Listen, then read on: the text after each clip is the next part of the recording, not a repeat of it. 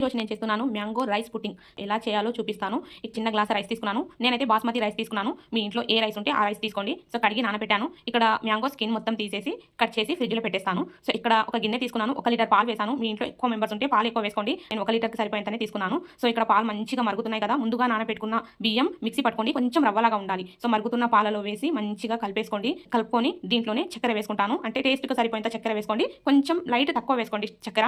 Mango sweet ఉంటుంది. దీంట్లో కొంచెం కండెన్స్డ్ మిల్క్ అంటే మిల్క్ మేడ్ కూడా వేయాల్సి ఉంటుంది. ఇలా మంచిగా కుక్ చేసుకోవాలి. దీంట్లో కొన్ని వెనిలా డ్రాప్స్ వేసుకోండి. ఒకవేళ వెనిలా ఎసెన్స్ లేకపోతే ఇలైచి పొడి కూడా వేసుకోవచ్చు. సో బంద్ చేసి పక్కన పెట్టేసుకున్నాను. మొత్తం మిక్సీ జార్లో వేసి ప్యూరీ చేసుకుంటాను. చూడండి ఇక్కడ ఈ రైస్ పుడ్డింగ్ మొత్తం చల్లారిపోయింది. ఇప్పుడు దీంట్లో నేను మ్యాంగో ప్యూరీ వేసేస్తాను. వేసి మంచిగా కలుపుకుంటాను. సో ఇక్కడ ఏమైందంటే నేను కండెన్స్డ్ మిల్క్ అంటే మిల్క్ మేడ్ వేయడం మర్చిపోయాను. సో లాస్ట్లో తినేటప్పుడు అయితే యాడ్ చేసుకున్నాం మేము. చాలా టేస్ట్ వస్తుంది. సో మిల్క్ మేడ్ అయితే ఖచ్చితంగా వేసుకోండి. ఇంకా సగం మ్యాంగో ప్యూరీ అయితే నేను చేసి వేసుకున్నాను. అంటే వేసుకోండి. పైనుంచి డ్రై ఫ్రూట్స్ గార్నిష్ చేసుకోవడమే. అంతేనండి. ఎంతో టేస్టీగా యమ్మీగా ఉండే మ్యాంగో రైస్ పుడ్డింగ్ రెడీ అయిపోయింది. ఈ వీడియో మీకు నచ్చితే లైక్, షేర్ అండ్ సబ్స్క్రైబ్